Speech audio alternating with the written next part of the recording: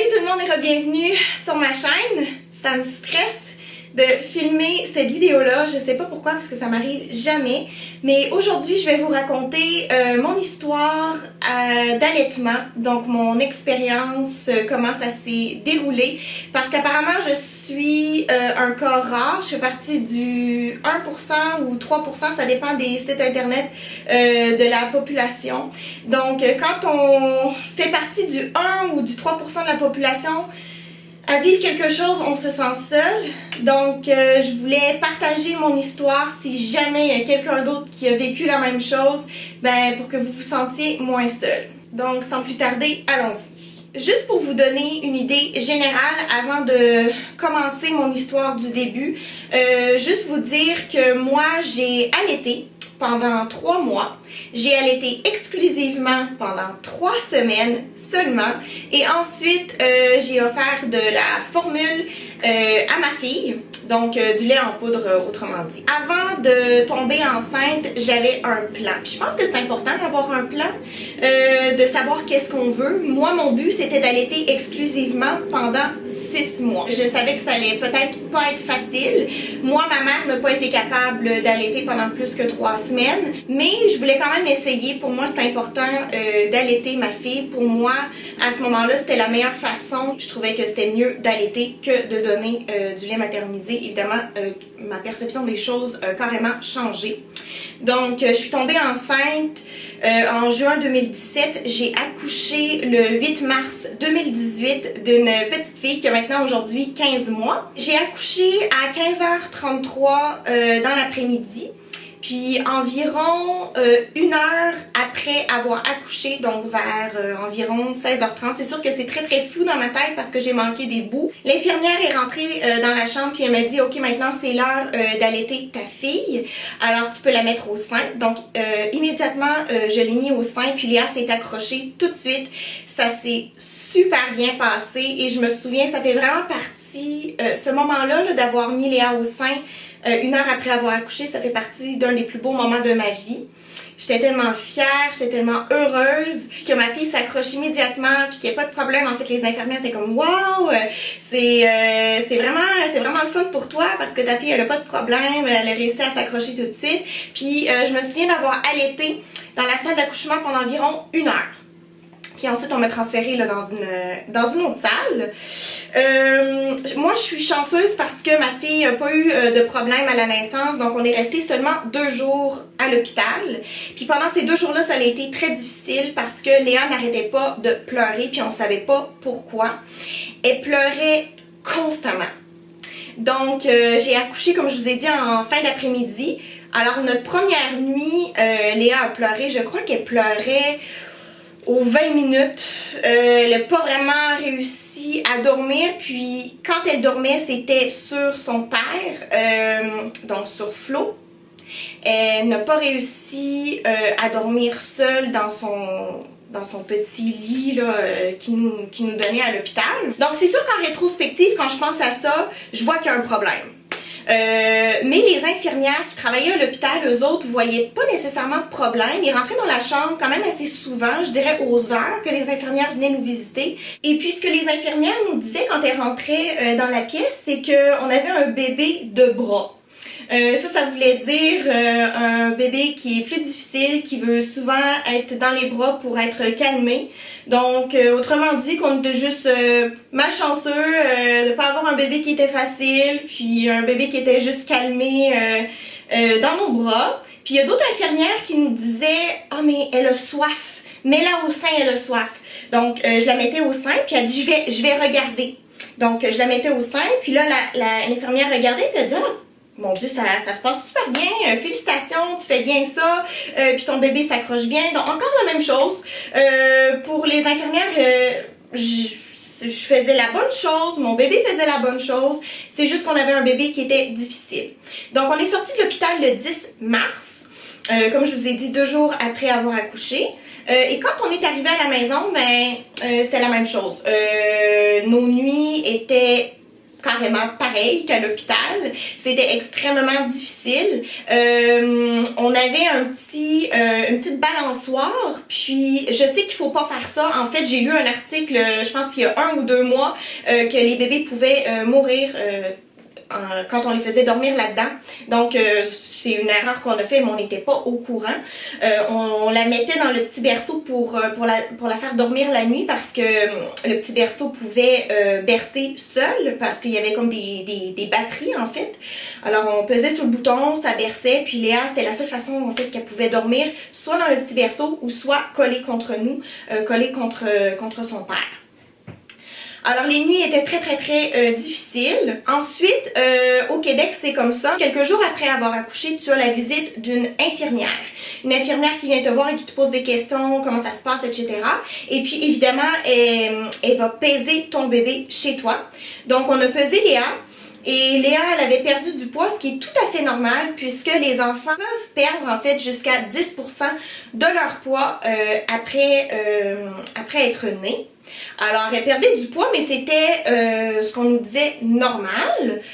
Donc pour ça, il n'y avait pas d'inquiétude. Puis je l'ai mis au sein devant l'infirmière. Puis encore une fois, puis là c'est une autre infirmière là, qui nous a jamais vus avant. Puis encore une fois, elle nous dit que tout se passe bien, que Léa s'accroche bien, que je fais bien ça, etc. etc. Donc l'infirmière quitte. Quelques jours après, je remarque que Léa n'a pas encore fait de numéro 2. Donc oui, elle a fait son numéro 2 à l'hôpital, le méconium qui est sorti, a eu aucun problème. Mais ensuite de ça, elle n'allait plus à la grande toilette.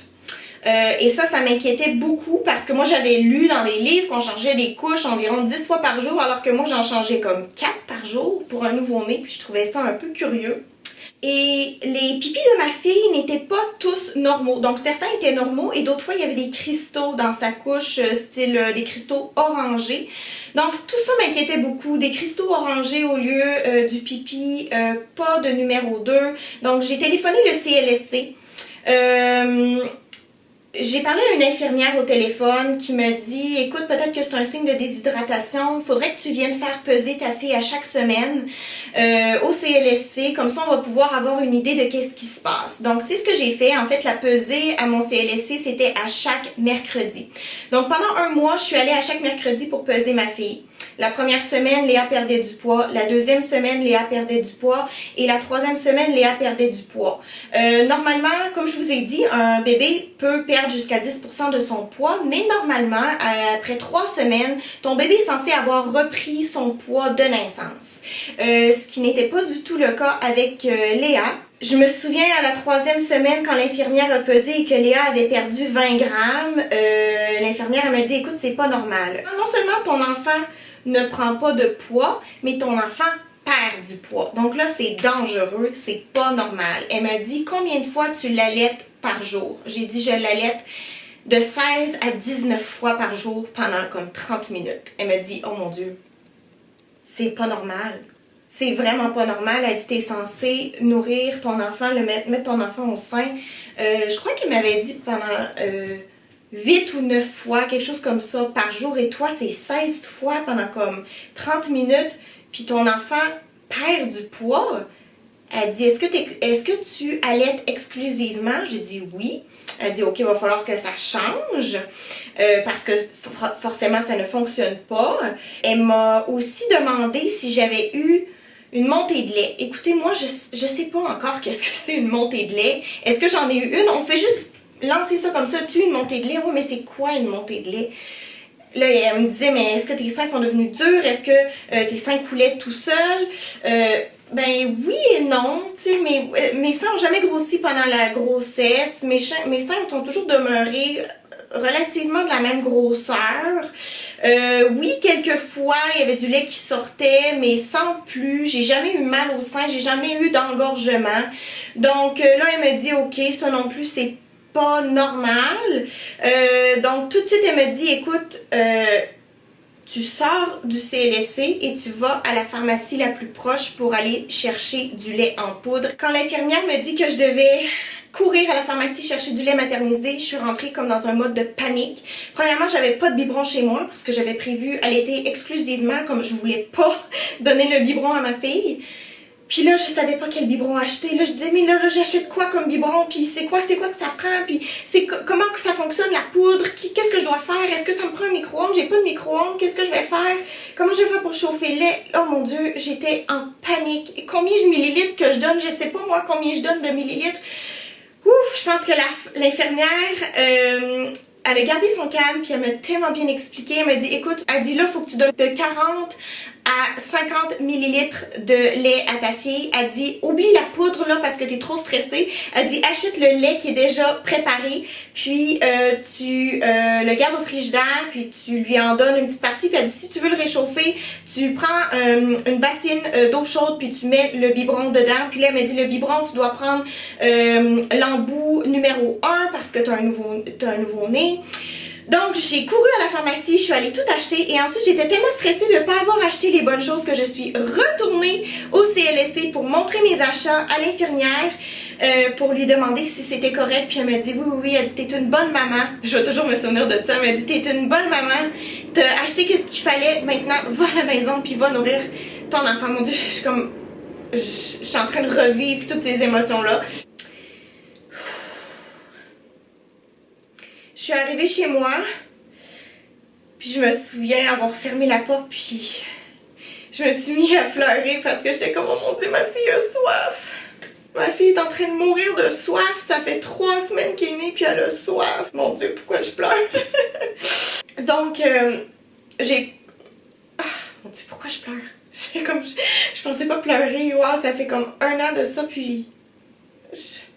Donc j'ai donné 50 ml, elle m'avait dit soit 40 ou soit 50 évidemment. Je me suis dit ma fille a soif, je vais lui donner 50 ml. Quand j'ai donné le 50 ml de lait à Léa, elle l'a bu en 30 secondes puis elle a régurgité environ la moitié parce que elle a tellement bu rapidement. Et j'ai continué en fait à lui donner 50 ml à chaque boire. Donc je la mettais au sein en premier. Puis je la laissais autant de temps qu'elle le voulait au sein. Je la mettais sur les 2 seins.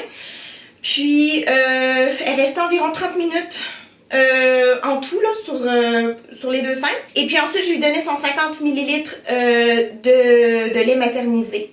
Donc j'ai fait ça pendant toute la semaine, puis le mercredi suivant, je suis retournée au CLSC pour peser Léa. Léa avait pris du poids, heureusement, un grand soulagement de savoir que c'était vraiment qu'est-ce qu'il fallait que je lui donne de la formule. L'infirmière qui a pesé Léa à ce moment-là, elle m'a parlé du fenugrec, du chardon béni, du fenouil qui pouvait aider ma production de lait. Donc évidemment j'ai suivi ses conseils, puis j'ai commencé à me faire des petites, en fait c'est Flo qui me les faisait, des petites concoctions pour que je puisse éventuellement avoir plus de lait. Ça n'a pas fonctionné pour moi, le fenugrec, chardon béni, le fenouil, il n'y a rien qui a fonctionné. Donc étant donné que ça ne fonctionnait pas, j'ai décidé d'aller voir mon médecin de famille. Quand je suis allée voir mon médecin de famille, il m'a parlé du dompéridone. Le dompéridone, normalement, c'est prescrit pour les gens qui ont des problèmes gastro-intestinaux. Mais ce médicament-là a pour effet secondaire de stimuler la production de lait. Alors moi, les infirmières m'avaient jamais parlé du dompéridone, donc j'étais très contente de savoir qu'il y avait un médicament qui lui avait pour effet secondaire d'augmenter ma production de lait. Donc tout de suite, j'ai accepté et j'ai commencé à prendre du dompéridone sur une base régulière. Malheureusement, ça n'a pas fonctionné. Surprise, surprise, je n'avais pas plus de lait dans mes seins, donc je devais continuer à donner de la formule à ma fille Léa parce que si j'allaitais exclusivement, ben ma fille allait recommencer à perdre du poids, puis évidemment c'est pas ce qu'on voulait pour sa santé. Juste pour vous donner une idée, quand j'essayais d'extraire du lait de mes seins, j'avais 10 ml dans chaque sein. Donc c'est pas compliqué, hein, c'est des maths assez faciles. 10 plus 10 égale 20. J'avais seulement 20 ml les 2 seins combinés. Donc 20 ml c'est même pas assez pour nourrir un nouveau-né. C'est très grave en fait. Donc apparemment mon cas est rarissime, seulement comme je vous ai dit au début de la vidéo, de 1 à 3% de la population qui souffre de ça, malgré la prise de médicaments, malgré la prise de fenugrec, fenouil, chardon béni, etc. Rien n'a fonctionné, donc c'est vraiment un problème que j'ai. Je sais pas si ça pourrait se répéter si jamais je tombais enceinte et que j'avais un autre bébé. Peut-être que là ma production de lait serait meilleure, j'en ai aucune idée. Et je veux juste finir en disant que j'ai toujours trouvé ça curieux qu'on me félicite d'avoir allaité, mais qu'on ne me félicite pas d'avoir donné de la formule à mon enfant alors que j'ai sauvé mon enfant carrément en lui donnant de la formule, et que si j'avais seulement allaité exclusivement, si on avait été au Moyen-Âge, ma fille serait décédée là. Ma fille aurait continué à perdre du poids, puis à un moment donné, elle serait juste décédée. Je sais pas pourquoi est-ce qu'on félicite les femmes qui allaitent, mais qu'on félicite pas les femmes qui nourrissent leurs enfants comme moi je l'ai fait à la formule. Au final, j'ai allaité, comme je vous ai dit, exclusivement pendant 3 semaines, et j'ai allaité jusqu'à l'âge de 3... Je pense que Léa, elle avait 3 mois quand j'ai arrêté d'allaiter. C'est pas moi qui ai décidé d'arrêter d'allaiter, c'est Léa. On avait eu une canicule ici à Montréal, et puis Léa a juste décidé qu'il n'y avait plus rien dans les seins, puis que ça l'intéressait pas de passer 30 minutes à siphonner 20 millilitres, ce qui est très peu. Alors elle préférait prendre le biberon, puis je la comprends, je ne suis pas fâchée, je suis juste déçue que mon corps n'ait pas voulu coopérer. J'aurais voulu allaiter exclusivement pendant 6 mois, ça n'a pas été possible. C'est plate, mais c'est la vie. C'est comme ça, puis je peux rien y faire. Merci beaucoup tout le monde d'avoir écouté la vidéo, j'espère que ça vous a plu. N'oubliez pas de vous abonner, vous pouvez laisser un commentaire, un pouce en l'air, puis on se revoit lundi pour un vlog. Bye!